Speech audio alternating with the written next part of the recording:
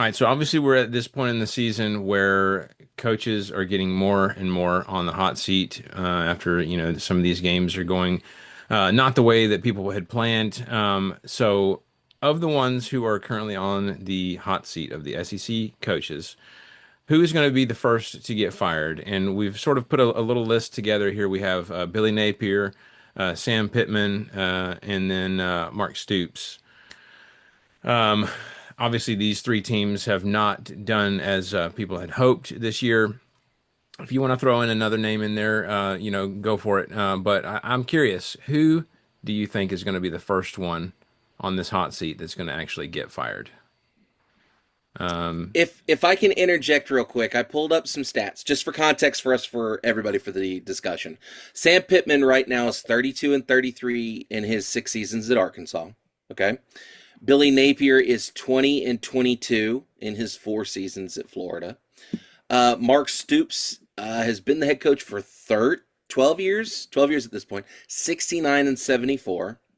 A couple names that I thought we also should probably throw on there's Hugh Freeze, 14 and 15 at Auburn in 3 years, and then Shane Beamer, 31 and 24 in 1, 2, 3, 4 in 5 years. So just to give us a little bit of context, a little bit of information. Go ahead, Jesse. I'll let you go first. Um, just talking really quick about South Carolina, it made me think about like Will Muschamp and everything. Did y'all see his post?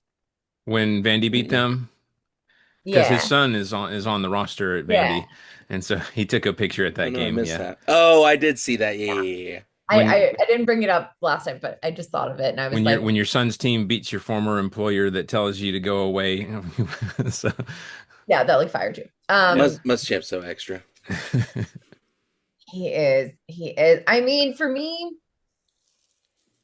I think it's Napier. And the reason I say that is because he was already in danger last season and like pulled off a last minute save, right? Like we all Right. thought it was over with. Last minute save and then they start to put together a season and they're like, "Oh, okay. We'll see how this goes." The biggest thing for me is, and we've talked about it in several, the past several years, is when you have regression of a player, to me, that is on the coach, right? You should be feeding into them. You should be helping them excel. You should be calling Bill. You should be calling an offense that works or giving it to someone that can, Right. Bill. Um, and and that's not happening in Florida. And it's not like, I'm sorry, Kentucky, you guys can argue with me, but there are a little less expectations at Kentucky. Good enough is good enough. It has been. They've had flashes in the pan, but it's good enough. Right. Florida, good enough is never good enough. Okay. They want to be back in their prime. And I do not think Billy Napier gets them back in their prime. I think we're seeing talent regress. I think you will start to see at the end of this season, if they don't make some really quick changes, people start transferring and leaving. And it's going to become hard to recruit there Right. because he's already had lawsuits against him. Let's just remember that there are lawsuits pending against him about NIL. So to me, it just doesn't seem like this is a good fit. Yeah. Matt, do you agree? I think I have to agree. I think the evidence is stacked up to where it's got to be Billy Napier first. Granted, an argument could be made for Sam Pittman, and we know that there's been some rumbling around Sam Pittman for a couple of years at this point. But I just Florida has that pedigree ever since the 1990s, ever since Spurrier, the fun and gun, all that stuff. And then you had Urban Meyer. I just don't think they're going to be patient enough to give him another year, especially with what they've got coming up on the rest of the season. Because I was just looking through the rest of their schedule. They still got number 10 Texas, number 9 Texas A&M, number 5 Georgia, number 13 Ole Miss, number 15 Tennessee, number 8 Florida State.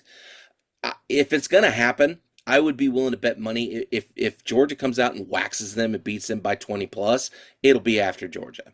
That would be my guess. Um, I think they're going to be competitive. They may be able to hang a little bit with Texas and Texas A&M, but I think it's going to come in the next couple weeks. I think it's going to be Napier. I think Pittman probably gets through the end of the season. I think Stoops is an institution at this point. I don't think he goes anywhere. And I brought up Hugh Freeze and Shane Beamer just for fun. So yeah, I think it's I think Napier. Hughes It's got to be would be the Napier. second in line. I think You think Freeze would be you the think second he's in at line second? because Really? yes. And the I, reason I say that is because if we look back at Auburn and the the amount of patience that they have, it's about zero. right. I mean, look at Mm. Gus Malzahn. Hmm. He's the He was only Yeah, they coach who could they. beat Bama. Bama. He was Hmm. Bama. Yeah. I'm just saying they don't have patience. And they put so much hype around hiring Q Freeze and bringing him back, and they threw the purse. And we've all seen they're not afraid to pay a buyout. They Yeah. will pay, Heck, they're Yeah. still paying for Chiswick, aren't they? probably. Probably. I don't Probably. know. Yeah, I think I would have to agree with that. I'm trying to look. I'm thinking about these other names, and I agree with you all about the high pressure situations. Yes, there's been rumblings at Arkansas, at Kentucky. I'm sure people are not happy in South Carolina right now. But let's be honest, the high pressure situations in this grouping of coaches that we've talked about is Florida and Auburn. Uh, Firstly, Florida in this situation. Um, but the question is, it's always the question, who you going to get? Fine. If you want to fire Napier, that's cool. Who are you going to get? There's I some just, names out there now. There's some there are names some out there. names, and I will also say, who would give like their left arm to coach in the SEC right now is John Gruden. I don't know if you've Hmm. watched him. That's right. Hmm. And so can you imagine Gruden with the recruiting history that Florida has, putting those two together? Um, I that would be interesting. I don't know if it would be a good fit, his personality in Florida, but it would definitely be attractive for recruits. I'll give him that. So we'll see. But yeah, I think Napier's. Of course, keep in mind at this point in the season last year, we thought it was a foregone conclusion that he would be gone anyways, um, and he somehow stuck around. So, but to your point about the schedule, I'm not sure if that's going to happen this year.